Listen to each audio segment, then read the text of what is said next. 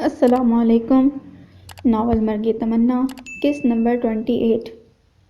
اگر ہمارے دکھوں کا علاج نیند ہے تو کوئی ہم سے زیادہ گہری نیند نہیں سو سکتا، اور نہ ہی اتنی آسانی اور خوبصورتی سے کوئی نیند میں چل سکتا ہے۔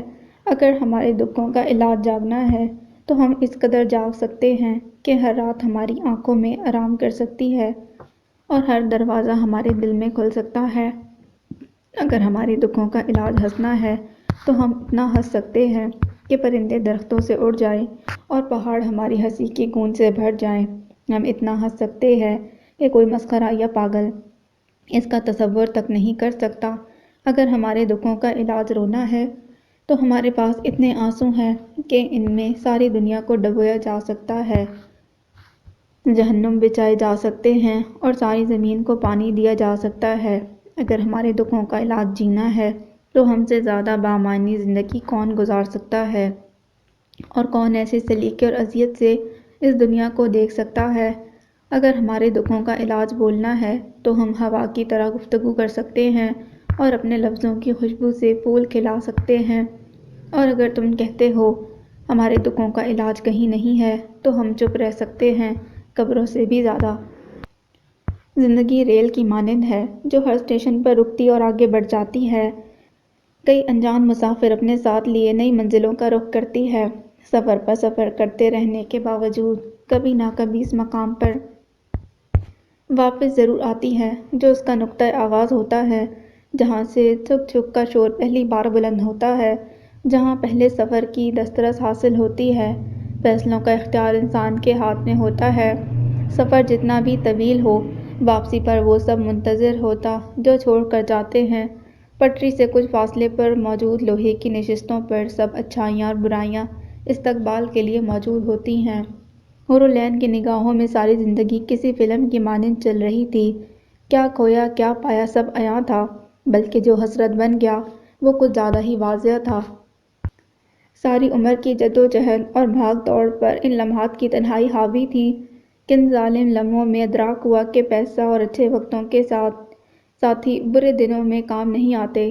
کیسے موت زدہ وقت میں اپنوں کی توجہ کا احساس جاگا تھا کہ عمر بھر کسی اپنے کی چاہ نہ کرنے کی آخری وقت میں محبت کے دو بول سننے کو ترس رہی تھی۔ وہ کتنے گھنٹوں سے آنکھیں بند کیے وہ گناہ یاد کرنے کی کوشش کر رہی تھی جس کی پاداش میں ساری عمر ایک سزا کی مانند گزری، حالانکہ یاد کرنے کی ضرورت نہیں تھی۔ کچھ گناہ روز روشن کی طرح عیاں ہوتے ہیں۔ اس کی شدت سے چاہ تھی کہ دل کی عدالت میں نازنین کے سوا کوئی فرد جرم عائد ہو جائے، لیکن آج دل بھی گناہوں سے تائب ہونا چاہ رہا تھا۔ ہر فساد کی جڑ یہ دل تھا، اور زوال کے دنوں میں ہاتھ کھڑے کیے دور سے تماشا دیکھنا چاہتا تھا۔ وہ ہمیشہ سے دل کی مانتی آئی تھی، سو آج یہ روایت توڑنا اچھا نہیں لگا۔ اس نے بنا کوئی عذر پیش کیے اپنے سب گناہ تسلیم کر لیے کہ شاید اقرار ہی نجات کا ذریعہ ہو۔ بیماری نے حور العین کا غرور مٹی میں ملا دیا تھا۔ اس کی خود ساختہ حنا کا پرچم تار تار ہو کر سرنگوں ہو چکا تھا۔ سب کچھ لا حاصل ٹھہرا، ہر کوشش ناکام ہو گئی۔ سب پا کر کچھ نہ پایا اور کچھ نہ کھو کر بھی سب کھو دیا۔ بہت سال لگے لیکن اس نے جان لیا نصیب کا لکھا کاٹا نہیں جا سکتا، اپنے حصے سے بڑھ کر کچھ پایا نہیں جاتا، اور کسی دوسرے کے حصے سے ایک تنکا گھٹا یا نہیں گھٹایا نہیں جا سکتا۔ دم رخصت سے پہلے اس پر واضح کر دیا گیا کہ جو بیج ڈالو گے وہی فصل کاٹو گے۔ زمین کا حساب زمین پر برابر ہوگا، اور اب تو وہ بھی یہی چاہتی تھی۔ اس دنیا سے منسلک کوئی چیز ساتھ نہیں لے جانا تھی، گناہوں کی ٹوکری اٹھا کر اگلا سفر نہیں کرنا تھا، بلکہ دامن میں کوئی ایسی نیکی بھرنی تھی جو نجات کا وسیلہ ہو۔ کمرے میں کسی کی موجودگی کے احساس نے سوچوں کے تلاطم میں ہلچل پیدا کی تو حور العین نے آنکھیں کھول دیں۔ شیما سعید احمد ہاتھ میں پکڑا سامان کونے میں موجود میز پر رکھ رہی تھی۔ اسے اس لمحے بے ضرر عورت پر بے تحاشا پیار آیا تھا۔ اس نے کبھی حویلی کے کسی فرد سے اچھے تعلقات نہیں رکھے تھے، لیکن اگر کسی کی راہ میں روڑے اٹکائے تھے تو وہ شیما سعید تھیں۔ اس نے ہر موقع پر شیما کو تکلیف دینے کی کوشش کی، لیکن یہ مقابل کھڑی عورت کا ظرف تھا کہ کبھی پلٹ کر وار نہیں کیا، کبھی حور العین کے لیے مشکلیں پیدا نہیں کیں، کہ بلکہ اس کے سامنے ڈھال بنی رہی۔ اس کی ہر بری عادت کو چھپانے کی کوشش میں ہلکان رہی اور اس کی بیٹی کو اپنی سگی اولاد کی طرح پالا۔ آج یہ خیال بھی قہر بن کر ٹوٹ رہا تھا کہ ماں ہونے کے سب فرض شیما نے نبھائے تھے، وہ تو نور کی ماں کہلانے کی حقدار بھی نہیں تھی۔ کیسی ہو حور؟ وہ اب حورالعین کے پاس چلی آئیں اور اپنے نرم ہاتھ کی حدت حور کی پیشانی کو سونپی۔ بہت بری ہوں۔ وہ جس کیفیت سے دو چار تھی ایسا ہی جواب دے سکتی تھی۔ برائی ہر انسان میں ہوتی ہے حور، ہر انسان کہیں نہ کہیں کسی نہ کسی مقام پر یا کسی کی نظروں میں برا ہوتا ہے۔ میرا خاکہ بھی تو تمہارے لیے برائی سے منسوب تھا نا، اس لیے ایسی باتیں بے معنی ہیں، خود کو ایسی سوچوں پر ہلکان مت کرو۔ اس بیماری نے بہت سے چہرے مجھ پر عیاں کر دیے۔ وہ اس موضوع سے دامن نہیں چھڑا رہی تھی، اور یہ ایک نعمت ہے جو بہت کم لوگوں کو عطا کی جاتی ہے۔ آپ اس قدر مثبت کیسے سوچ لیتی ہیں؟ اسے توقع تھی کہ اعتراف جرم کے بعد اس کی حالت سزا یافتہ مجرم سے بھی بری ہوگی، کوئی اس پر بات کرنا مناسب نہیں سمجھے گا۔ ایسا ہی تو ہوتا ہے، وہ معاشرے میں یہ سبھی تو دیکھتی آئی تھی، لیکن سامنے کھڑی عورت حورالعین کی کسی ایک توقع پر پوری نہیں اتری تھی۔ کچھ بھی مثبت اور منفی نہیں ہوتا حور، فرق صرف نظریات کا ہوتا ہے۔ میں آج سے پہلے بھی ایسی ہی باتیں کرتی تھی، تب تمہیں سمجھ نہیں آتی تھی یا دکھاوا لگتا تھا۔ ساری کہانی یقین کی ہے، سارا معاملہ اخلاص کا ہے۔ تمہیں مجھ پر یقین آیا تو میرا خلوص اور فکرمندی بھی نظر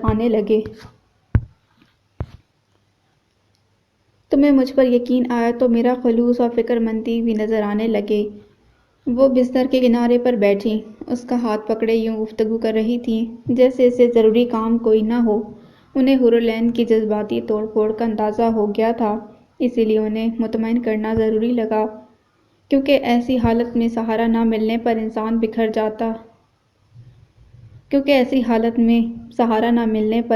کا بکھر جانا طے ہوتا ہے۔ مجھے آپ کو بہت کچھ بتانا ہے، کیونکہ صرف آپ ہیں جو میرے گناہوں کا کفارہ ادا کر سکتی ہیں، میری غلطیوں کو سدھار سکتی ہیں۔ اگر تمہیں مجھے بتا کر سکون ملتا ہے تو بتا سکتی ہو۔ میں وہ بدبخت ہوں جس نے اپنے سگے رشتوں کو نگل لیا، ایک معصوم کی زندگی تباہ کر دی، اس کی شفافیت کو داغدار کر دیا۔ وہ مجھ پر بھروسہ کرتی رہی اور میں اس کا نصیب چھیننے کی کوشش کرتی رہی۔ وہ جن تاریکیوں سے نکلنے کی کوشش کرتی رہی، اس کو انہی اندھیروں میں دھکیل کر خود روشنیوں کے سفر پر چلنے لگی۔ میں نے اس کا نصیب چھینا تھا شیما بھابی، لیکن میرے ہاتھ بھی کچھ نہ آیا۔ حور کو جیسے اس لمحے کا انتظار تھا، وہ بنا سوچے سمجھے بولتی چلی گئی۔ اس نے ابھی تک کسی کا نام نہیں لیا تھا، لیکن شیما کے ذہن میں ایک ہی نام گردش کر رہا تھا۔ انہیں ساری کہانی معلوم نہیں تھی اور نہ ہی انہوں نے اس عورت کو دیکھا تھا، لیکن نہ جانے کیوں انہیں یقین تھا جس کا ذکر حور کر رہی ہے وہ نازنین کے سوا کوئی نہیں ہو سکتی۔ انہوں نے سالوں پہلے مردانہ مجلس میں ایک بدنصیب کے متعلق سرگوشیاں سنی تھیں، اور وہ چند سرگوشیاں سالوں بعد بھی سماعتوں پر گراں تھیں۔ تم نازنین کی بات کر رہی ہو؟ حورالعین نے ٹھٹک کر انہیں دیکھا، جیسے یقین نہ رہا ہو کہ وہ بھی اس کہانی سے واقف ہو سکتی ہیں۔ آپ اس کے متعلق جانتی ہیں؟ وہ اپنی حیرانی کو چھپا نہیں پائی، اور شیما اپنے اندازے کی درستی پر حیران تھی۔ نہیں، بس کچھ قصے اور سرگوشیوں سے واقفیت ہے۔ وہ میری دوست نہیں تھی، اور نہ ہی میں اسے زندگی کے 22 سال گزارنے تک جانتی تھی۔ لاہور کی تنگ گلیوں میں ویران سے گھر میں رہتے ہوئے پیٹ بھرنے کے سوا کوئی فکر نہیں ہوتی تھی۔ باپ کے غصے اور ماں کے رونے نے آخر حد تک بیزار کر رکھا تھا۔ ماں کو بس اپنے لالی کی فکر ستاتی رہتی تھی، جس کے متعلق صرف یہ معلوم تھا کہ وہ بازار حسن کی مشہور طوائف کے پاس رہتا تھا۔ ماں جب جب روتی، باپ تب تب لالی کو گالیاں نکال کر وہ غصہ نکالنے کی کوشش کرتا جو زمانہ دن بھر باپ کے وجود میں بھرتا، کیونکہ وہ ایک ہجڑے کو پیدا کرنے کا گناہ کر بیٹھا تھا۔ عمر بڑھنے کے ساتھ ساتھ مجھے اپنی غربت اور لالی کے ذکر سے نفرت ہوتی چلی گئی، اور پھر ایک دن لالی کی نفرت سے بھرا میرا باپ دنیا سے چلا گیا۔ اب ایک وقت کا کھانا محال تھا، اور ان دنوں میں لالی واپس آ گیا۔ میری بیمار ماں اس کے آنے سے میری فکر سے آزاد ہو گئی۔ وہ جیسا بھی تھا، لیکن اس نے کبھی ہم دو عورتوں کو بھوکا نہیں سونے دیا۔ وہ ادھورا شخص دل پورا رکھتا تھا۔ شیما حور کی باتوں میں اس قدر مگن ہو چکی تھی کہ اس کا لمحے بھر کو رکنا بھی پسند نہیں آیا۔ حور کے ساتھ ایک چھت تلے رہتے انہیں اس کے متعلق کچھ معلوم نہیں تھا، تو یہ موقع گنوانا نہیں چاہتی تھیں۔ لالی سے میری نفرت تو کم نہیں ہوئی، لیکن اس کے بغیر گزارا بھی مشکل تھا۔ وہ کئی گھنٹے ماں کو نازنین کے قصے سنائے جاتا اور میں اس کے حسن سے خائف ہوتی چلی جاتی۔ ہمارے گھر میں لالی کا ذکر ممنوع تھا اور وہ اپنے ساتھ طوائف کی کہانیاں لے آیا تھا۔ اس کا دن نازنین سے شروع ہوتا اور رات اس کی یاد میں آنسو بہاتے گزر جاتی۔ کبھی اپنی کمر پر زخموں کے نشان دکھاتا جو نازنین کی حمایت میں اس کی ماں نے کسی تمغے کی صورت دیے تھے، اور کبھی پیشانی پر پڑے کٹ کی کہانی سنانے لگتا جو نازنین کو اٹھانے کی پاداش میں نازنین کی جانب سے ملا۔ وہ اس کا ذکر کرتے تھکتا نہیں تھا، اور کچھ مہینوں بعد تو مجھے بھی عادت ہو گئی تھی۔ اور پھر ایک رات اس کا فون آ گیا۔ اس کے تعارف کروانے سے پہلے ہی میں جان گئی کہ لالی کو فون کرنے والی نازنین کے سوا کوئی نہیں ہو سکتی، اور میرا یقین درست تھا۔ وہ ایک لمحے کو سانس لینے کے لیے رکی تھی، اور شیما دل و جان سے آگے جاننے کی خواہاں تھی۔ اب اس شخصیت کا ذکر آنے والا تھا جو ان کی زندگیوں میں موجود نہ ہوتے ہوئے بھی کہیں نہ کہیں موجود تھی۔ نازنین ایک رئیس زادے سے شادی کر کے بازار حزن چھوڑ چکی تھی۔ وہ کسی مشکل میں تھی تو مدد کے لیے لالی کو پکار لیا، اور وہ جاتے ہوئے مجھے ساتھ لے گیا۔ یہ شاید لالی کی زندگی کی دوسری غلطی تھی۔ پہلا نمبر نازنین سے محبت کا آتا تھا۔ وہ کئی دن کی بھوک سے بے حال نئی زندگی کا بوجھ اٹھائے نیم مردہ حالت میں پڑی تھی۔ لالی نے پہلا کام راشن لانے کا کیا اور دوسرا اس کے فلیٹ کے باہر بیٹھ کر زاروں زار رونے کا۔ لالی اس کی مدد کے لیے مجھے وہاں چھوڑ گیا۔ وہ کہتی تھی اس نے اللہ سے مدد مانگی تو ہم دونوں چلے آئے، لیکن میں مدد تو نہیں تھی، میں تو عذاب تھی جو اس کی ہستی بستی زندگی پر نازل ہو گیا۔ حور ایک بار پھر رک گئی، لیکن اب شیما کا دھیان اس کے رکنے کی جانب نہیں گیا۔ سالوں پہلے سرگوشیوں میں سنی گئی کہانیوں میں ایک ذکر بچوں کا بھی تھا جسے حویلی والے ماننے سے انکاری تھے۔ سفید حویلی نے کسی طوائف کے بطن سے اپنی نسل تسلیم نہیں کی تھی، بلکہ کسی بدکاری کا شاخسانہ کہا تھا، اور اب حور کی بات اس عورت کی سچائی ثابت کر رہی تھی۔ وہ بچہ سعد کا ہی تھا۔ وہیں میں نے پہلی بار سعد کو دیکھا، اور دیکھتے ہی دل ہار بیٹھی۔ میری دنیا ایک ہی مرد کے گرد قائم تھی، اور وہ تھا ضعیف بوڑھا باپ۔ دوسرا تو مرد ہی نہیں تھا۔ سعد کے روپ میں مجھے وہ سب نظر آیا جو پانے کی چاہ تھی، اور اس چاہ کو تقویت اس سوچ نے دی کہ اگر طوائف کے نصیب میں یہ سب ہو سکتا ہے تو میرے نصیب میں کیوں نہیں۔ میں یہیں مار کھا گئی۔ میں نصیب، قسمت اور قدرت کو بھول گئی تھی۔ میں ایک طرف نازنین کی ہمدرد بنی رہی اور دوسری طرف سعد کو اپنی اداؤں میں الجھاتی رہی۔ میں آج سوچ رہی ہوں تو سب سمجھ آ رہی کہ تب مجھ میں اتنی ہمت کیسے آ گئی کہ میں دونوں طرف سے کھیلتی رہی، دونوں جانب دھوکہ دیتی رہی، ان دونوں کے درمیان اتنا طویل فاصلہ قائم کرتی چلی گئی کہ اسے سمیٹنے میں انہیں صدیاں لگ جائیں۔ حور کے لہجے میں تھکن اترنے لگی، اور شیما کے وجود پر یاسی بری طرح چھا چکی تھی۔ ایک انجان عورت کا درد دل چھلنی کر رہا تھا۔ لالی اور نازنین مجھے سعد کو منانے بھیجتے، اور میں اس کے دل میں طوائف کی نفرت کا بیج بو آتی۔ وہ مجھے ملن کے پیغام دینے کو کہتی، اور میں ہجر کی جھوٹی کہانی بنا لاتی۔ وہ مجھے کہتی میں سعد کو آنے والے ننھے وجود کا واسطہ دوں، اور میں اسے وہ انجان خدشات دکھاتی جو ایک طوائف سے بچہ پیدا کرنے پر اسے دیکھنے پڑیں گے۔ میں اسے ہٹاتی گئی اور وہ ہٹتا گیا۔ میں اسے خود میں الجھاتی گئی اور وہ نازنین کو بھولتا گیا۔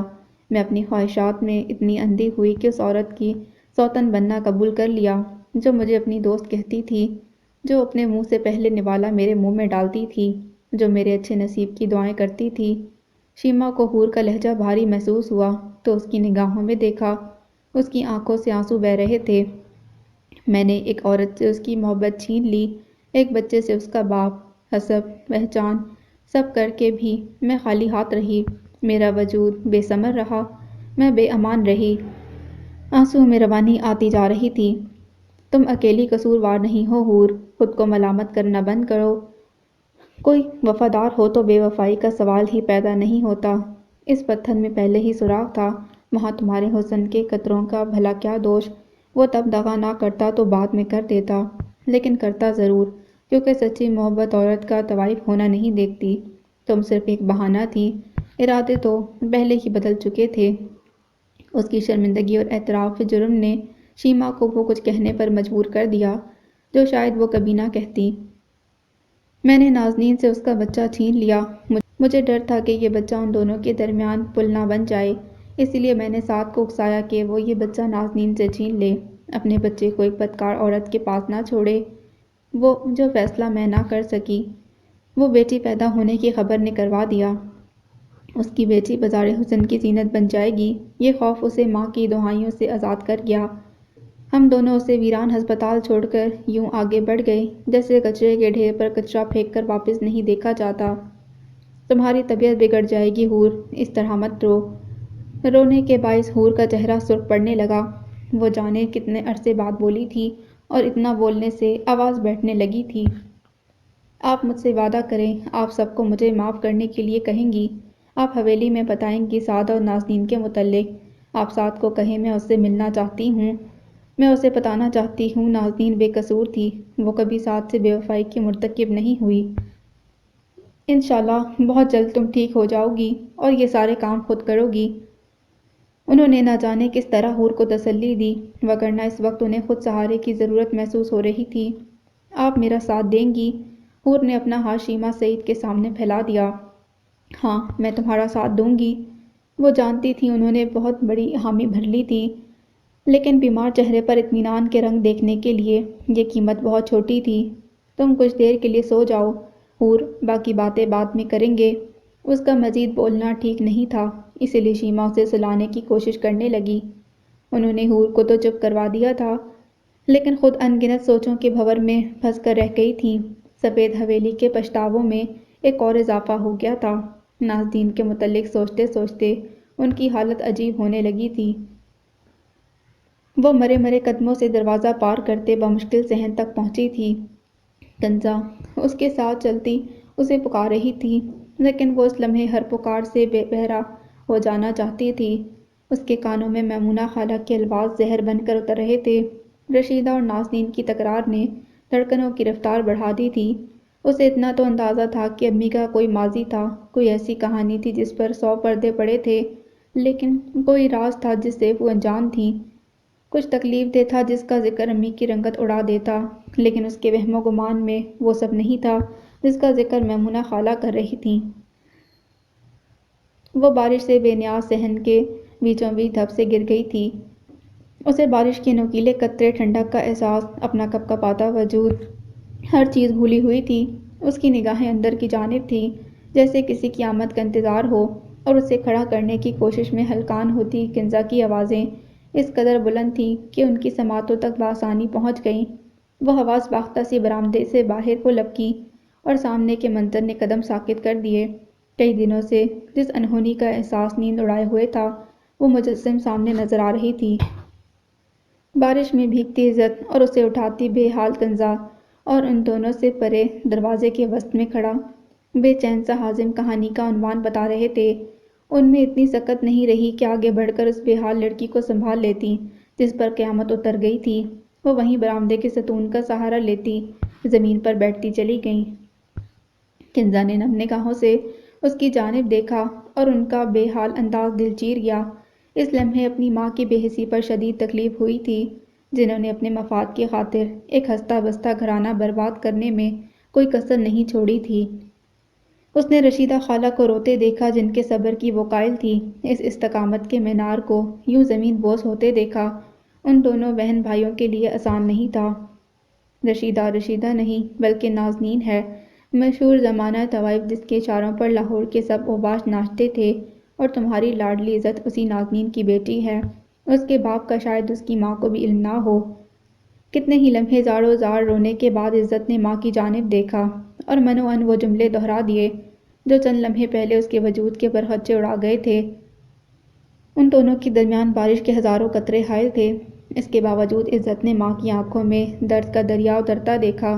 عزت کے بولنے کے بعد ہر سو خاموشی تھی، سوائے بادلوں کی گرج کے کوئی آواز نہیں تھی، جیسے ہر شے دم سادے اگلی قیامت کی منتظر ہو۔ اس لمحے تو کنزا اور حازم بھی سمجھ نہیں پا رہے تھے کہ انہیں کیا کرنا چاہیے۔ چند لمحوں بعد کنزا نے عزت کو گیلے فرش پر ہاتھ کر سہارا لیتے کھڑے ہوتے دیکھا۔ وہ ماں تک آئی اور ان کے قریب بالکل اس طرح بیٹھ گئی جیسے بچہ چھپنے کے لیے ماں کی گود میں گھس جاتا ہے۔ مجھ سے کیوں چھپایا؟ وہ گھڑی آ گئی تھی جس کا ڈر ان کی روح کو خاک کی مانند اڑائے پھرتا تھا۔ وہ کیا جواب دیتیں، اسے کیا بتاتیں؟ کچھ کہنے کو، بتانے کو، سنانے کو نہیں تھا۔ ہر وضاحت بیکار تھی، ہر حقیقت فسانہ تھا۔ وہ نازنین تھی یا رشیدہ، جو بھی تھی اس لمحے بیٹی کے سامنے سر جھکائے مجرم کی مانند بیٹھی تھیں۔ اسے بارہا سب نے بتایا کہ محبت کے پنچھی کا بازار حسن کی فضاؤں میں کوئی کام نہیں، لیکن وہ نہ مانی اور کر دی اپنی من مانی۔ اس ایک غلطی کو سدھارتے سالوں گزر گئے۔ نازنین کی میت پر رشیدہ کا کتبہ لگا دیا گیا، لیکن حشر کے دن وہ نازنین ہی تھی۔ عمر بھر کی ریاضت اکارت گئی تھی۔ بیٹی کے سوال کا کوئی جواب نہیں تھا، اس لیے دونوں ہاتھ اس کے سامنے جوڑ دیے۔ وہ اس سے معافی مانگ رہی تھی۔ عزت نے تڑپ کر ان کے ہاتھ تھام لیے۔ وہ بھلا کب ان سے سوال جواب کر رہی تھی؟ وہ تو اس بات پر نالاں تھی کہ اس پر یقین کیوں نہ کیا، کیوں اکیلے ہی سب درد سہتی رہیں۔ اب سب بتا دیتی تو کوئی اور بھری محفل میں رسوا نہ کر پاتا۔ مجھے فرق نہیں پڑتا امی کہ آپ کون تھیں، آپ کا ماضی کیا تھا، بس یہ پتا آپ میری امی ہیں۔ آپ نے میرے لیے ہزاروں مشکلیں برداشت کیں، میں آج جس مقام پر ہوں وہاں تک پہنچایا۔ ماں تو ماں ہوتی ہے، اس کے ساتھ اور کوئی حوالہ نہیں لگتا، اس لیے آپ امی ہیں، میری ماں ہیں، میری زندگی ہیں۔ پہلے کیا تھی مجھے اس سے کوئی واسطہ نہیں، آپ اب جو ہیں مجھے اس پر فخر ہے۔ سن رہی ہیں نا، آپ کی بیٹی کو آپ پر فخر ہے۔ شدت سے رونے کے باعث الفاظ اکھڑنے لگے تھے۔ آپ مجھے سب بتا کر تو دیکھتی امی، میں کسی کو اجازت نہ دیتی، کیوں آپ کی توہین کرنے کی، کیوں اکیلے سب سہتی رہی۔ وہ روتے ہوئے ماں کے جوڑے ہاتھوں پر سرک گئی تھی۔ آپ چلیں میرے ساتھ۔ وہ ایک دم سے اٹھ کھڑی ہوئی اور ان کے کچھ بولنے سے پہلے خارجی دروازے کی جانب چلی آئی۔ اسے اپنی طرف آتے دیکھ کر حازم فوراً دروازے کے سامنے سے ہٹ گئے۔ وہ ایک لمحے میں جان گئے کہ وہ کیا کرنے والی تھی، اور دل کے کسی کونے میں اطمینان کا دیا جلا کہ وہ بہادر تھی، اتنی آسانی سے بکھر جانے والوں میں سے نہیں تھی۔ وہ ماں کو لیے میمونہ شفیق کے سامنے آ کھڑی ہوئی اور ان دونوں کو دیکھ کر حیران ہوئی، لیکن شرمندگی کی رمق تک نہیں تھی، جیسے انہیں یقین تھا کہ انہوں نے کچھ غلط نہیں کیا۔ یہ لیں خالہ، امی کو لے آئی ہوں، اب ان کے سامنے وہ باتیں دوبارہ بولیں۔ میں نے کچھ غلط نہیں کہا، تم اپنی ماں سے پوچھ سکتی ہو۔ لہجہ مکمل انجان ہو چکا تھا۔ مجھے کسی سے پوچھنے کی ضرورت نہیں ہے، اور نہ ہی میں امی کو یہاں کسی وضاحت کے لیے لے کر آئی ہوں۔ مجھے آپ کو صرف یہ بتانا تھا کہ یہ میری امی ہیں اور مجھے ان کی بیٹی ہونے پر فخر ہے۔ آپ انہیں رشیدہ کہیں یا نازنین، اپنی جیسی ایک عورت سمجھیں یا جو کچھ دیر پہلے کہہ رہی تھیں وہ، مجھے رتی برابر فرق نہیں پڑتا۔ ہم ماں بیٹی اپنی دنیا میں خوش ہیں، لیکن آپ سے وابستہ تعلق اور یادوں پر مجھے ہمیشہ افسوس رہے گا۔ اس کے لہجے میں کسی رشتے کا لحاظ نہیں تھا، آنکھوں میں آنسوؤں کی جگہ غصہ تھا۔ آپ کو میرے باپ کی فکر میں بھی ہلکان ہونے کی ضرورت نہیں، کیونکہ مجھے آپ کے بیٹے سے شادی نہیں کرنی اور نہ ہی کسی قسم کا کوئی واسطہ رکھنا ہے۔ آپ ان کے لیے اپنے جیسا اعلیٰ نسب خاندان ڈھونڈیے، کیونکہ بیٹے کی خوشی آپ کے لیے کوئی معنی نہیں رکھتی۔ چلیں امی۔ وہ اسی طرح ماں کا ہاتھ تھامے آگے بڑھنے لگی، لیکن اسے رکنا پڑا، کیونکہ امی نے قدم نہیں بڑھائے تھے۔ تمہارا ہر الزام سراخوں پر میمونہ، لیکن ساری حقیقت جانتے ہوئے بھی تم شاید کچھ باتیں بھول گئی یا جان بوجھ کر حذف کر گئی۔ تم مجھے اپنی اولاد کی نظروں میں گرانا چاہتی تھی، لیکن عزت سب جان چکی ہے تو مجھے بھی کوئی ڈر نہیں ہے، اور نہ میں تمہیں یہ حق دوں گی کہ تم میری ذات سے کوئی بہتان منسوب کرو۔ میرا باقاعدہ نکاح ہوا تھا اور نکاح نامہ آج بھی میرے پاس موجود ہے۔ میری بیٹی کا باپ کون ہے، کہاں رہتا ہے، مجھے معلوم ہے، اس لیے آئندہ کبھی میری بیٹی کے متعلق کوئی غلط بات نہ کرنا، ورنہ میں بھی گزرے سارے رشتے بھول جاؤں گی۔ عزت کے ساتھ نے ان میں ہمت پیدا کر دی تھی۔ وہ سر عام اپنے ماضی کو شامل گفتگو کر بیٹھی تھیں۔ میرا تعلق بازار حسن سے ضرور تھا، لیکن خدائے پاک کی قسم کھا کر کہتی ہوں میرا کردار اتنا شفاف تھا جتنا تمہارا۔ میمونہ کی نگاہوں میں دیکھ کر اپنی بات مکمل کی اور عزت کا ہاتھ پکڑے واپسی کے لیے مڑ گئیں۔ آپ پریشان مت ہوں خالہ، امی دوبارہ کبھی یہ بات نہیں کریں گی۔ حازم شفیق خود کو شرمندگی کی اتھاہ گہرائیوں میں گرتا ہوا محسوس کر رہے تھے۔ مجھے اب تمہاری ماں پر یقین نہیں ہے بیٹا۔ وہ اپنے ساتھ کھڑے نادم سے لڑکے سے ناراض نہیں ہو سکی تھیں، کیونکہ انہوں نے واقعی اسے بیٹا سمجھا تھا۔ وہ اس کی ماں کی طرح منہ بولے رشتے نہیں بنا سکی تھیں۔ دونوں ماں بیٹی ایک دوسرے کا سہارا لیے واپس گھر چلی آئیں۔ وہ بظاہر خاموش تھیں، لیکن دل ہی دل میں کہانی کے سب کھوئے سرے ڈھونڈنے کی کوشش کر رہی تھیں۔ انہیں عزت کو سب پتہ نہ تھا۔ وہ اسے وہم اور اندیشوں کا شکار نہیں کرنا چاہتی تھیں، بلکہ حقیقت تو یہ تھی کہ وہ دوبارہ اسے اس طرح ٹوٹا ہوا نہیں دیکھنا چاہتی تھیں۔ اس کی آج کی حالت نے انہیں ڈرا کر رکھ دیا۔ وہ کچھ بول نہیں رہی تھی، لیکن اس کے دماغ میں بے شمار سوالات تھے اور انہیں اس حقیقت کا ادراک تھا۔ فارم ہاؤس کے وسیع احاطے پر قہر نے قبضہ جما رکھا تھا۔ درختوں کے جھرمٹ دھند میں چھپے ہوئے تھے، ہر منظر دھندلایا ہوا تھا۔ لامیا ساری رات سکون سے نہ سو پائی تھی۔ کروٹیں بدل بدل کر بے حال ہو گئی تو اٹھ کھڑی ہوئی، نماز پڑھ کر ڈھیر ساری دعائیں مانگی اور اندرونی حصے سے باہر نکل آئی۔ پختہ سڑک پر چلتے ہر منظر جی بھر کر دیکھتے۔ دماغ ان کہیں الجھنوں میں پھنسا تھا۔ کل کا واقعہ کسی طرح بھول نہیں پا رہی تھی اور اس کے ساتھ ماما کی فکر بے حال کر رہی تھی۔ اسے یہ بھی معلوم نہیں تھا کہ زبیر انکل اور خالہ کو اس کے متعلق کوئی خبر تھی یا نہیں۔ آپ یہاں کیا کر رہی ہیں؟ وہ اپنی ہی دھن میں آگے بڑھتی جا رہی تھی کہ اچانک سنائی دینے والی آواز پر چونک گئی۔ اس نے آواز کی ماخذ کی جانب دیکھا۔ اس سے چند قدموں کے فاصلے پر وہی ملازم کھڑا تھا جسے کل سے کئی بار دیکھ چکی تھی۔ یہ یقیناً کوئی جانوروں کو رکھنے والی جگہ تھی، کیونکہ اسے کھڑکی کے ادھ کھلے حصے کے پیچھے گھوڑا نظر آ رہا تھا۔ کیوں یہاں آنا منع ہے؟ وہ واقعی ڈر گئی تھی۔ نئی جگہ تھی، اسے یہاں کے متعلق کچھ معلوم نہیں تھا اور اتنے وسیع احاطے میں صرف چند لوگ موجود تھے۔ اپنے اکیلے ہونے کا احساس ریڑھ کی ہڈی میں سنسناہٹ پیدا کر رہا تھا۔ نہیں، منع نہیں ہے۔ دراصل یہاں جتنے بھی لوگ آتے ہیں وہ صبح خیزی کی عادی نہیں ہوتے۔ یہیں راتیں جاگتی ہیں اور دن سوتے ہیں۔ اس کے چہرے پر جھلکتا اشتیاق بتا رہا تھا کہ لامیا کی موجودگی اسے خوش کر رہی تھی۔ مجھے صبح اٹھنے کی عادت ہے۔ لامیا نے شکر کیا کہ کوئی بے ضرر انسان نظر آیا جس سے وہ گفتگو کر سکتی تھی، وگرنہ تو سوچے اسے پاگل کر دینے کے در پر تھی۔ گھوڑے کس کو پسند ہیں؟ دوسرے سوال کا جواب ملنے تک وہ آگے بڑھ آئی تھی۔ اب سارے گھوڑے سامنے نظر آ رہے تھے۔ بڑے صاحب کو پسند ہیں، لیکن عرصہ ہوا وہ یہاں نہیں آتے، اور اب ان کے بعد ودود صاحب کو جنون ہے۔ وہ ہفتے میں ایک بار لازمی یہاں آتے ہیں اور گھڑ سواری کرتے ہیں۔ یہ سیاہ گھوڑے میں ان کی جان بستی ہے۔ مقابل جیسے اس سوال کا منتظر تھا، پر سب کچھ بتاتا چلا گیا۔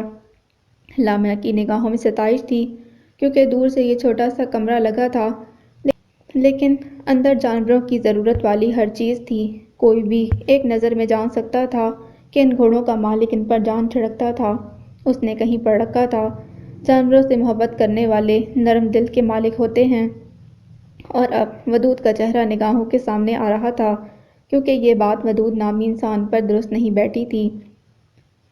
وہ اپنے کام میں مصروف ہو گیا تو لامیا بھی آگے بڑھ گئی۔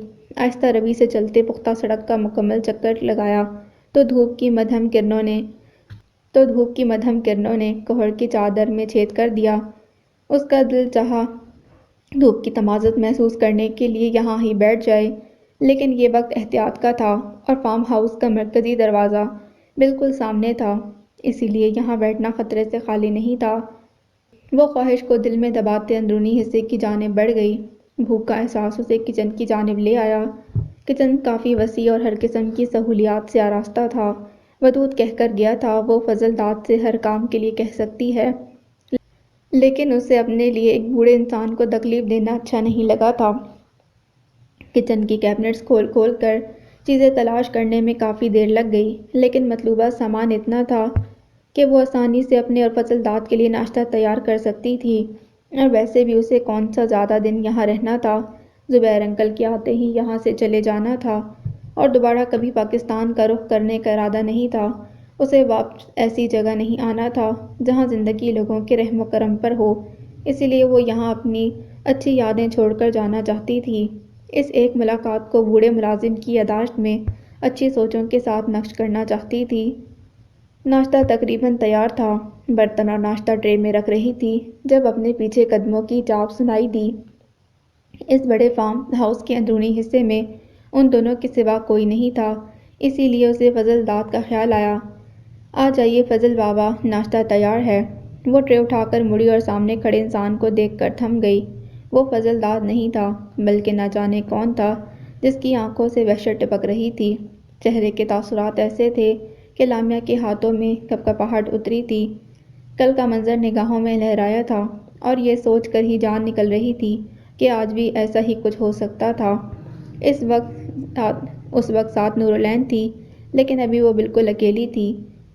فضل دار یہاں سے اتنی دور تھا کہ کوئی آواز اس تک نہ پہنچ سکتی تھی۔ اس کا دل چاہا آنکھیں بند کر لے اور سامنے کھڑا انسان غائب ہو جائے۔ کون ہو تم؟ اس کے لہجے میں چہرے جیسی کرختگی تھی۔ اس نے قدم لامیا کی جانب بڑھائے تو وہ بھی فوراً سے پیچھے ہٹی۔ وہ تلاشی نگاہوں سے ارد گرد دیکھا تاکہ بچاؤ کے لیے کوئی ڈھونڈ سکے۔ وہ اب دوبارہ کسی گھناؤنی سازش کا شکار نہیں ہونا چاہتی تھی۔ بتاؤ کون ہو اور یہاں کیا کر رہی ہو؟ وہ 2 قدم مزید آگے آ گیا۔ پہلے یہ بتاؤ تم کون ہو؟ لامیا نے ٹرے سلپ پر رکھ دی۔ جہاں کھڑی ہو اس جگہ کا مالک ہوں۔ وہ چند قدم آگے آ کر بولا تو اس کے منہ سے آنے والی بات نے لامیا کو ساکت کر دیا۔ اس کے سامنے کھڑا انسان نشے میں مدہوش تھا۔ وہ فارم ہاؤس کے باہر محافظ دیکھ چکی تھی۔ کسی عام انسان کا اندر آنا آسان نہیں تھا۔ وہ یقیناً ودود کا جاننے والا تھا، تبھی یہاں اندر اس کے سامنے کھڑا تھا۔ میں مہمان ہوں، مجھے ودود یہاں لایا ہے۔ اس نے فوراً ودود کا حوالہ دیا کیونکہ سامنے کھڑے انسان سے شدید خوف محسوس ہو رہا تھا۔ اس کے جواب پر مقابل نے بلند قہقہ لگایا۔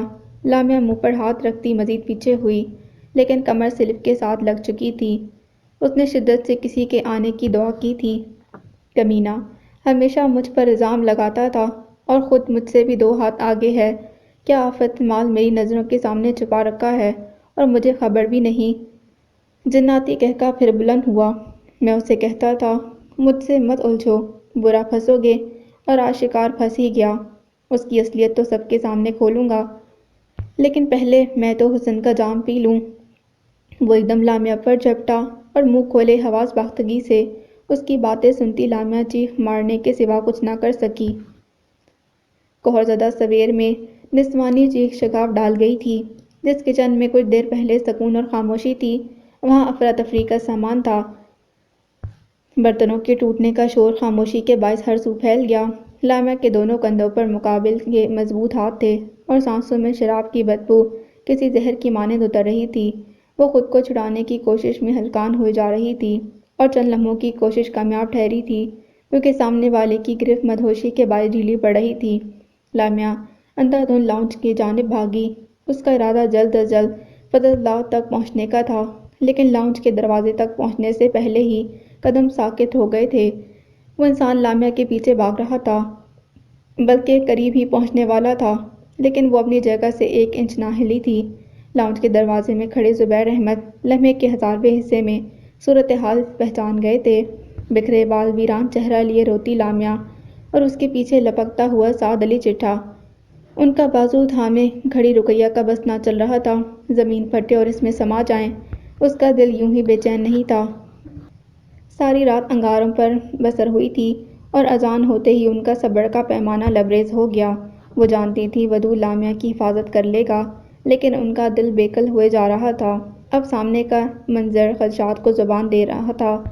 انہیں کچھ لمحے لگے تھے حواس بحال کرنے میں، اور جیسے ہی سکتہ ختم ہوا بھاگ کر لامیا کے قریب آئیں اور اسے اپنے گلے سے لگا لیا۔ وہ ٹوٹے شہتیر کی مانند ان کے اوپر جا گری۔ اس کا دوپٹہ نہ جانے کہاں تھا، گردن میں ہلکی خراشیں جو انہونی کی کہانی واضح کر رہی تھیں۔ وہ اسے اپنے ساتھ لگائے صوفے پر آن بیٹھی تھیں۔ لامیا کو سمجھ نہ آ رہی تھی کہ لمحوں میں اس کے ساتھ کیا ہوا تھا۔ وہ تو کل والے واقعے کو نہیں بھول پا رہی تھی اور آج یہ سب ہو گیا۔ رقیہ خالہ کے گلے لگے اس کی نگاہ خود پر حملہ کرتے شخص پر ٹھہر گئی تھی جس کا گریبان زبیر انکل کے ہاتھوں میں تھا۔ وہ دونوں آپس میں گتھم گتھا ہو گئے، لیکن پلڑا انکل کا بھاری تھا۔ وہ بے بس نگاہوں سے سامنے کا منظر دیکھ رہی تھی کہ منظر ایک اور انسان کا اضافہ کر گیا۔ ودود ان دونوں کے درمیان آ گیا تھا۔ انکل پلیز، پلیز انکل بس کیجیے۔ اتنے سارے وقت میں یہ پہلا جملہ تھا جن الفاظ کو دماغ نے معنی پہنائے تھے، وگرنہ اس سے پہلے تو صرف سائیں سائیں کا شور تھا۔ اس کی ہمت کیسے ہوئی یہ سب کرنے کی؟ ودود کے روکنے کے باوجود وہ اس کی جانب لپکے تھے۔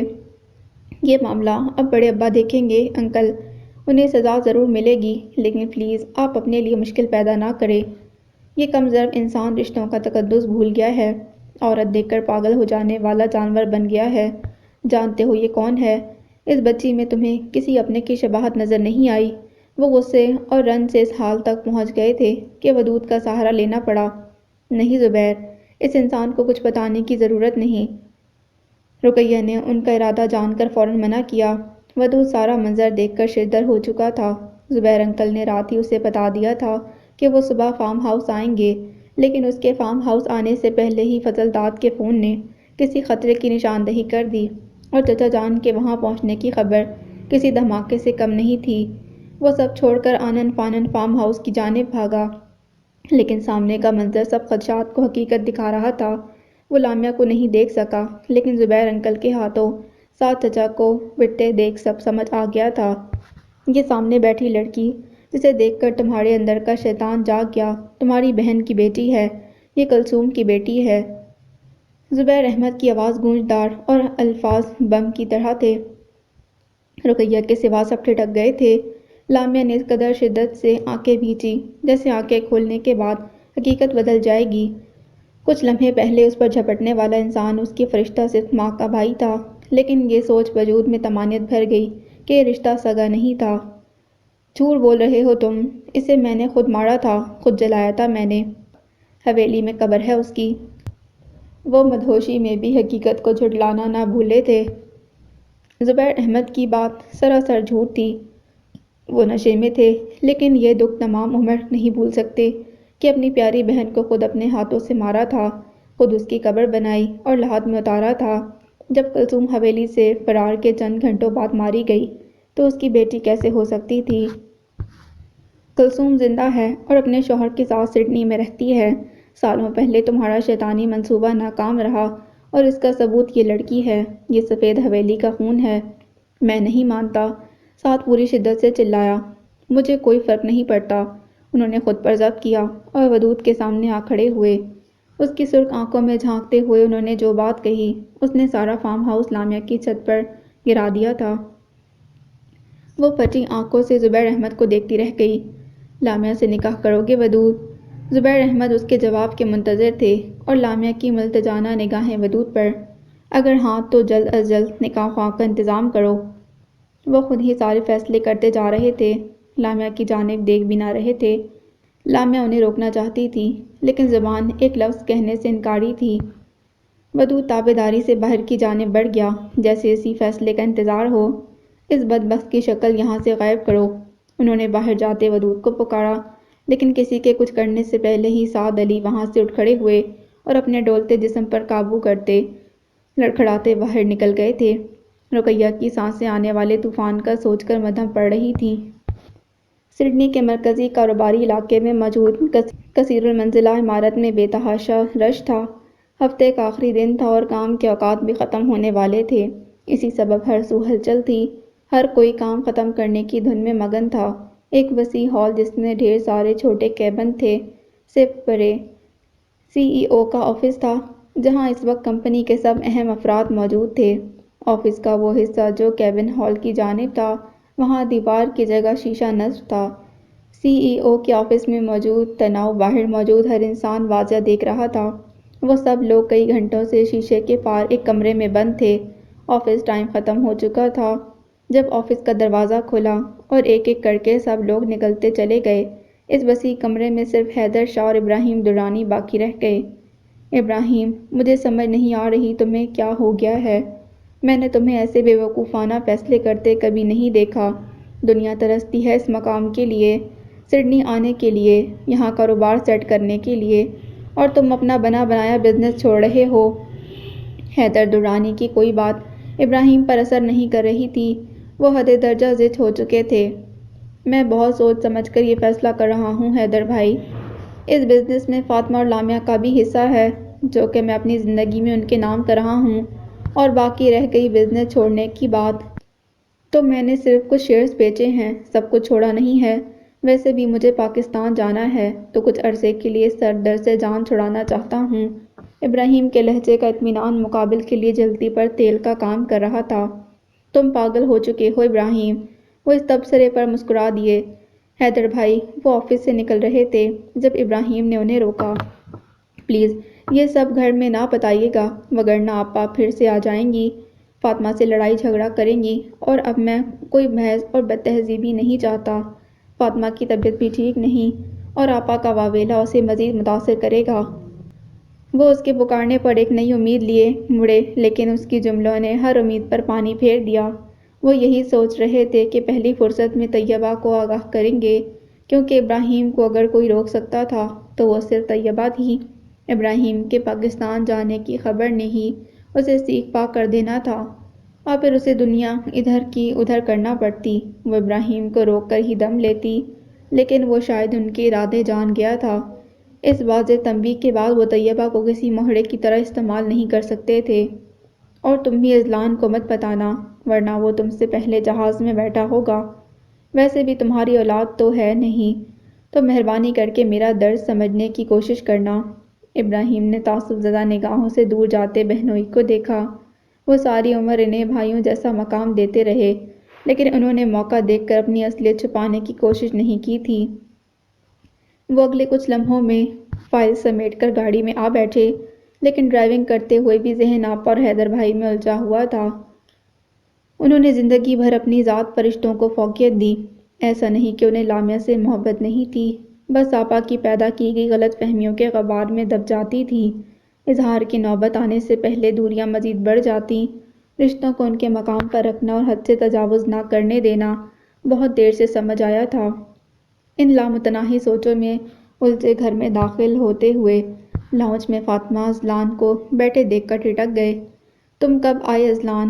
وہ ان کے برابر صوفے پر بیٹھ گئے۔ آپ کہاں جا رہے ہیں؟ وہ لمحے کا توقف کیے بنا سوال کرنے لگا۔ ابھی تو گھر آیا ہوں اذلان، اب کہاں جاؤں گا؟ وہ اس کے کھوئے ہوئے انداز کو نظر انداز کر رہے تھے۔ میں بچہ نہیں ہوں انکل، اسی لیے مجھے پاگل مت بنائیے۔ آپ بھول جاتے ہیں آفس میں میرے بھی دوست ہیں، مجھے وہاں کی خبریں ملتی رہتی ہیں، اور یہاں آنٹی کی پیکنگ۔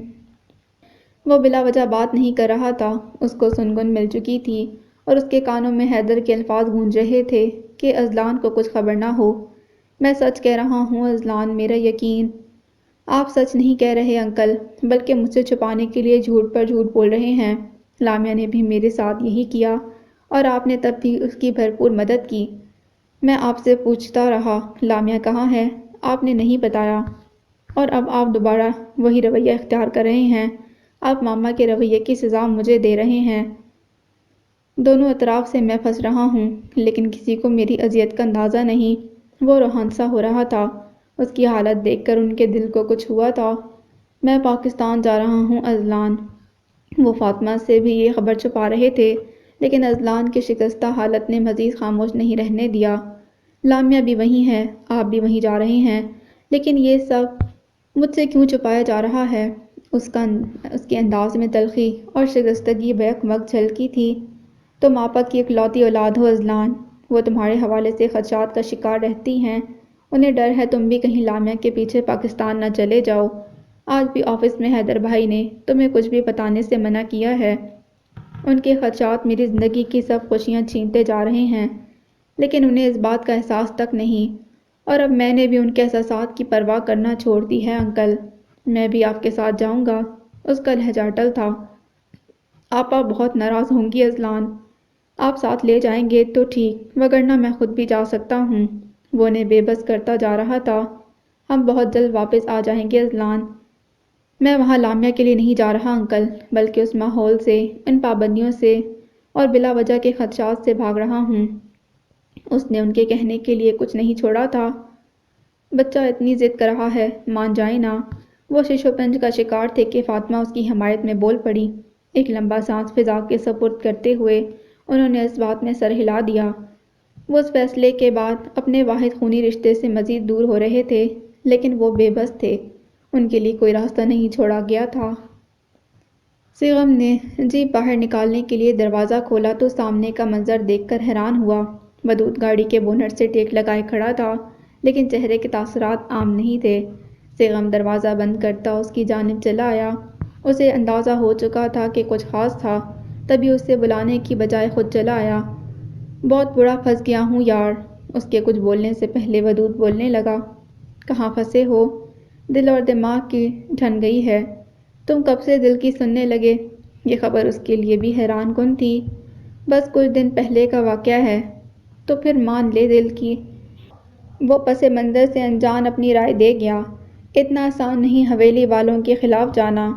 تو پھر دماغ کی سن لے۔ نہیں جی پاؤں گا۔ لڑکی کا معاملہ ہے سیغم۔ سیغم اس کی الجھن جان گیا تھا۔ ہے تو لڑکی لیکن سر چڑھ گئی ہے۔ سر چڑھ جائے تو اتاری جا سکتی ہے، دل میں اٹک جائے تو مشکل بن جاتی ہے۔ تو کوئی حل نکالنے کی بجائے مزید پھنسا رہا ہے۔ ودود زچ ہوا۔ تمہاری مشکل کی وجہ تم خود ہو یار۔ اس مسئلے کا آسان حل ہے۔ اگر حویلی کے اصول عزیز ہیں تو دماغ کی مان لے، وگرنہ دل کے آگے ہتھیار ڈال دو۔ فیصلہ تمہارا ہے، میں کیا مدد کر سکتا ہوں؟ ودود کو اچانک گھر کے سامنے دیکھ کر سیغم کا دل دھڑکا تھا۔ اسے ڈر لگا کہ کہیں وہ نورالعین کے متعلق اس کے جذبات جان نہ گیا ہو۔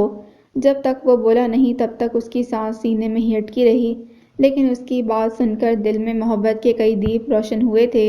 اسے لگا نصیب چمک اٹھا ہو۔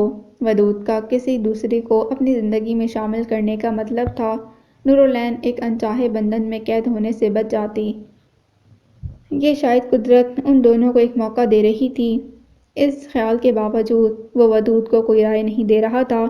اپنی ذات کے فائدے کے لیے اس کو کسی مشکل میں نہیں ڈال سکتا تھا۔ یہی تو مسئلہ ہے یار۔ دن کی مان لو تو امید ہے حویلی میں دوبارہ خوشیاں رقص کرنے لگیں گی، بی جان کی اداسیاں ختم ہو جائیں گی، لیکن کچھ عرصے کے لیے سب کی ناراضگی مول لینی پڑے گی۔ ہر خوشی کی ایک قیمت ہوتی ہے۔ تم یہ تھوڑی بہت مشکلیں محبت کا صدقہ سمجھ لینا۔ آخر کار بحث کسی انجام تک پہنچ گئی تھی۔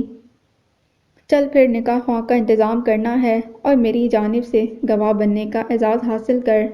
تو چاہتا ہے چودھری صاحب سب سے پہلے میری گردن پکڑیں؟ وہ دونوں گاڑی کی جانب بڑھ گئے۔ اس کے ساتھ ہونے والی گفتگو نے فارم ہاؤس میں دیکھے جانے والا منظر چند لمحوں کے لیے دھندلا گیا تھا، وگرنہ اس وقت اس کا دل چاہ رہا تھا چچا جان کے ساتھ کچھ غلط کر دے۔ اگر معاملہ اس کے آگے بڑھتا تو شاید کچھ کر دیتا، لیکن فی الحال یہ خوشی ہی بہت تھی کہ جو آنکھوں کو بھائی تھی وہ زندگی میں شامل ہونے جا رہی تھی۔ اس کو پانے کی سرخوشی میں باقی سب کچھ بھول گیا تھا۔ ویسے تو بتائے گا یہ محترمہ کون ہے جنہوں نے اکھڑ مزاج شخص کو مسکرانا سکھایا؟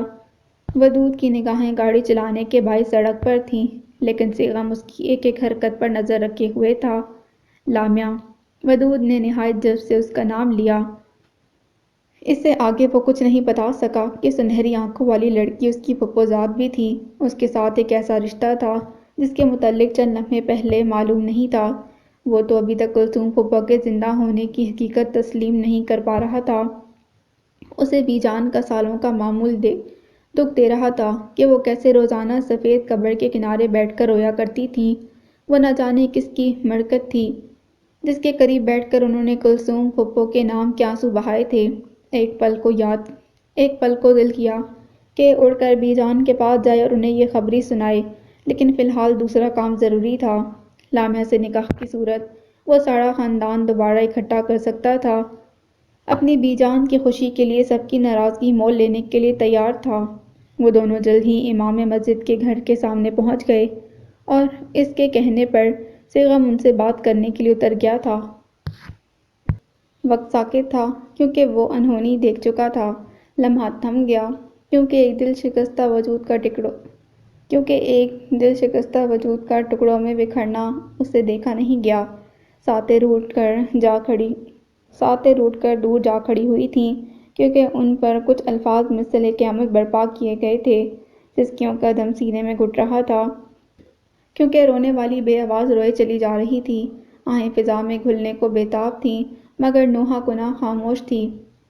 وہ بے قصور تھی، وحشت زدہ تھی، دنیا کے سروپ سے انجان تھی، اس سہانے کا ادراک بھی نہیں رکھتی تھی کہ جس پر بین ڈالنے کا لفظ بھی سہارا نہ دے۔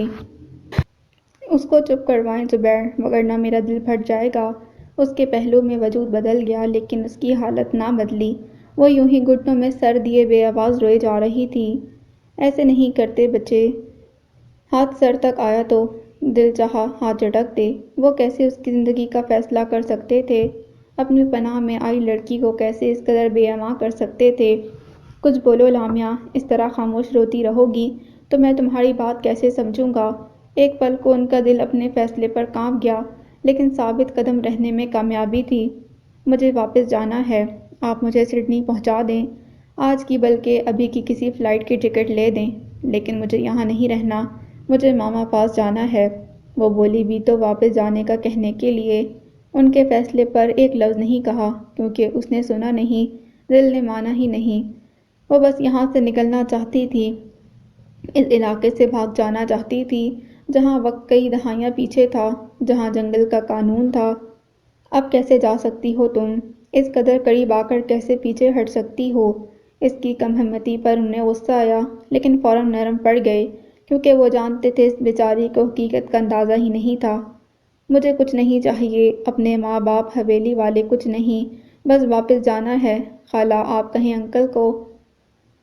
زبیر، رقیہ کچھ کہنے کو آگے بڑھی، لیکن انہوں نے ہاتھ کے اشارے سے روک دیا۔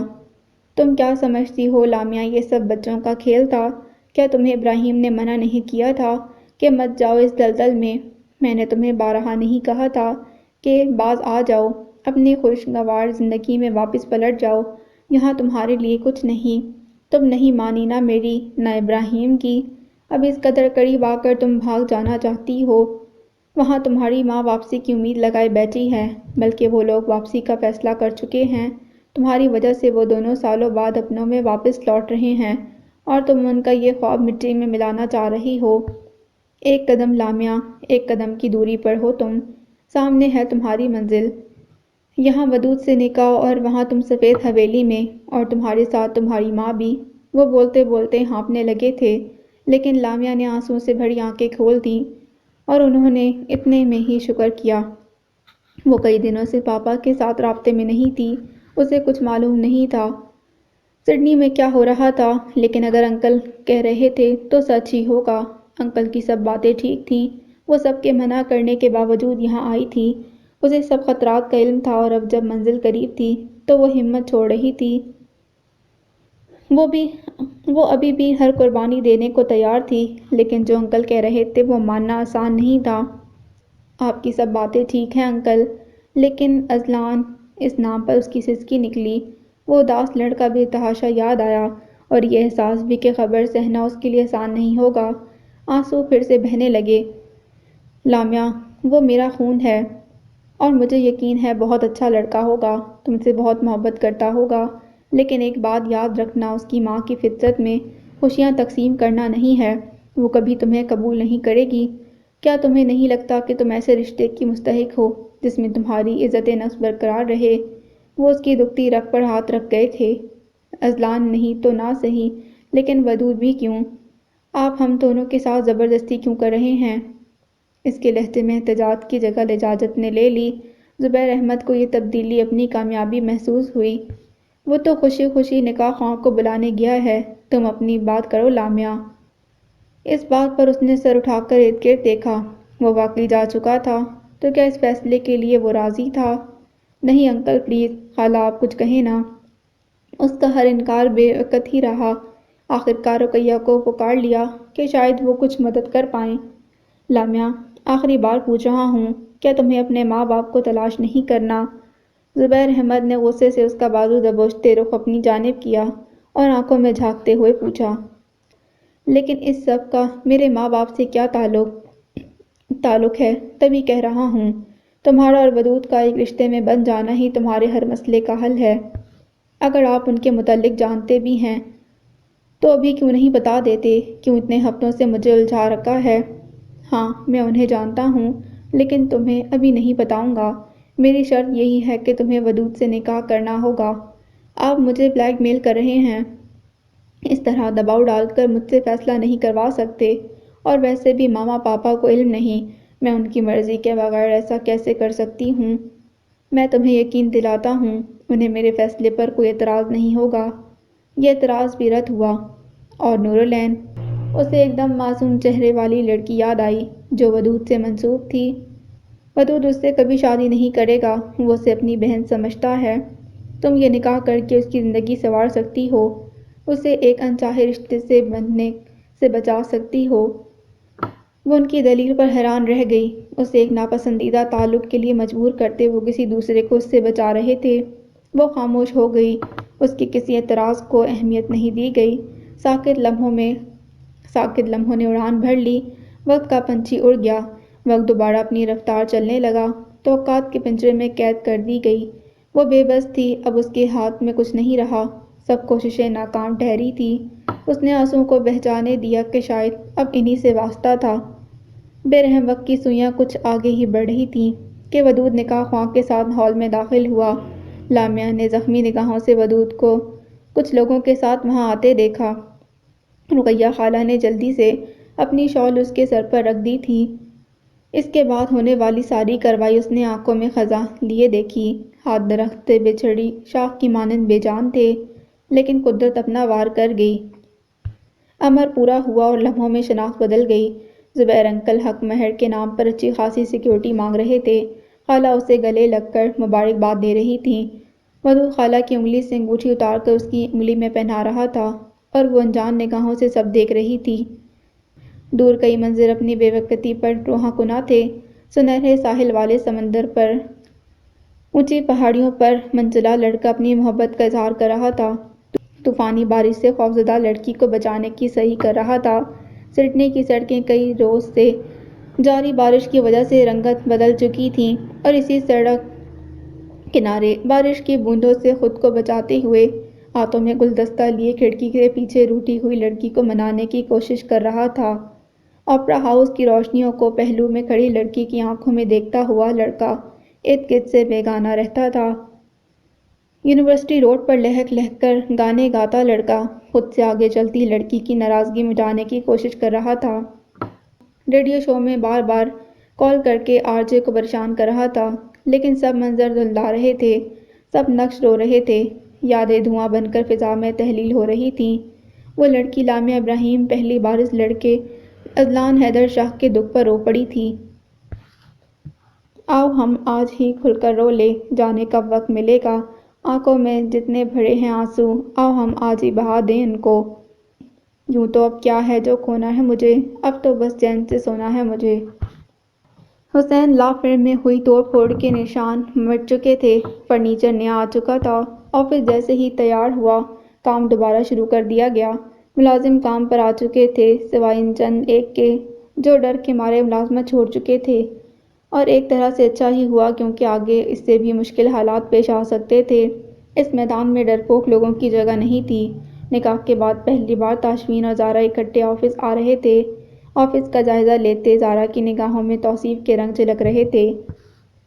اس کے دل میں تاشفین کی قدر مزید بڑھ گئی تھی، جو اپنے وعدے کے مطابق نکاح کے بعد اسے کام پر واپس لایا تھا اور اس کے باپ کے آفس کو اتنے اچھے طریقے سے سیٹ کروایا کہ اگر وہ خود بھی ہوتی تو ایسا نہ کر پاتی۔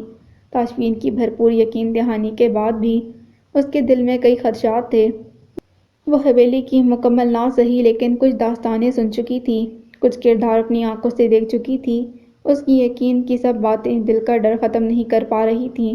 تاشفین کے مان جانے کے باوجود اسے لگتا تھا حویلی کا کوئی فرد مشکل کھڑی کر دے گا، ہو سکتا اس کے ماں باپ نہ مانے یا بڑے ابا، کیونکہ حویلی میں ان کا حکم چلتا تھا جس کے سامنے چڑیا بھی پر نہیں مار سکتی، لیکن ایسا کچھ نہیں ہوا۔ اس نے کب سب سے بات کی خبر ہی نہ ہوئی، لیکن آج حویلی سے نکلتے سب کے تاثرات اطمینان بخش تھے۔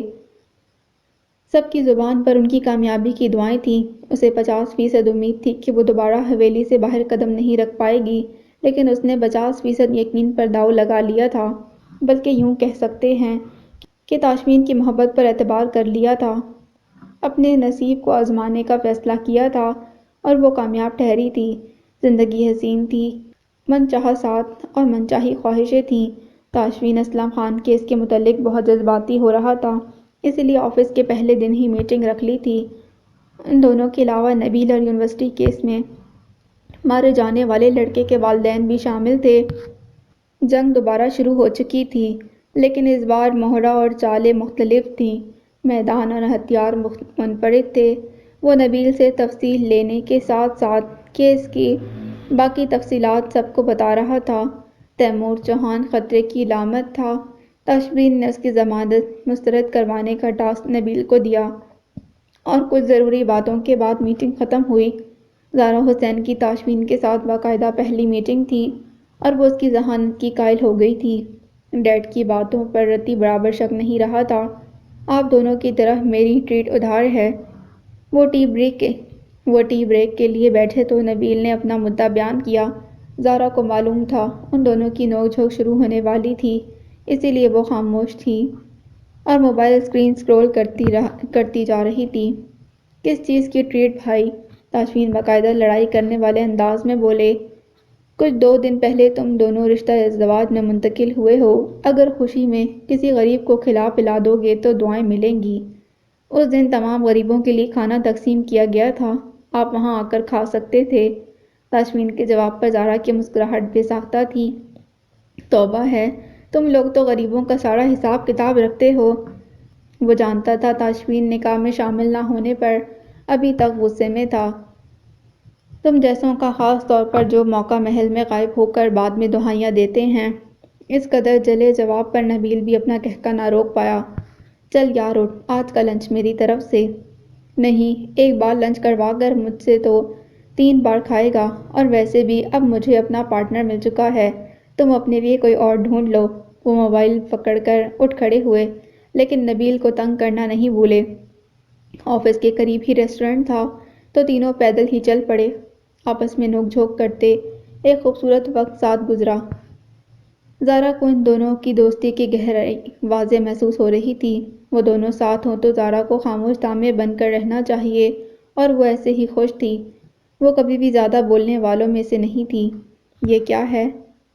کھانے کے بعد نبیل نے خوبصورت ڈبیا زارا کے سامنے رکھ دی۔ ان دونوں نے اس کی حرکت کو حیرانی سے دیکھا، لیکن پوچھا صرف زارا نے۔ یہ امی کی جانب سے آپ کے لیے تحفہ ہے۔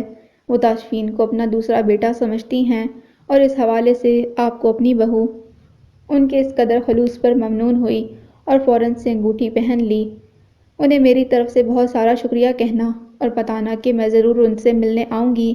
وہ کھانا کھانے کے بعد بھی کافی دیر وہیں بیٹھے باتیں کرتے رہے اور وقت گزرنے کا احساس تک نہ ہوا۔ تاشفین کو ہی خیال آیا تو تینوں ریسٹورنٹ سے باہر نکل آئے۔ وہ آفس کے قریب پہنچے تھے کہ سامنے سے گزرتی گاڑی پر کوئی شبہ ہوا اور جلد ہی شبہ یقین میں بدل گیا۔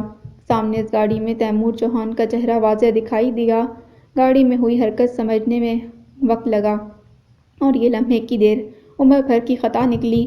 گاڑی کے کھلے شیشے سے پسٹل باہر نکلی، سرخ انگارے بلند شور کے ساتھ نکلے۔ اس کا نشانہ 3 ہنس مخت زندگی سے بھرپور لوگ تھے۔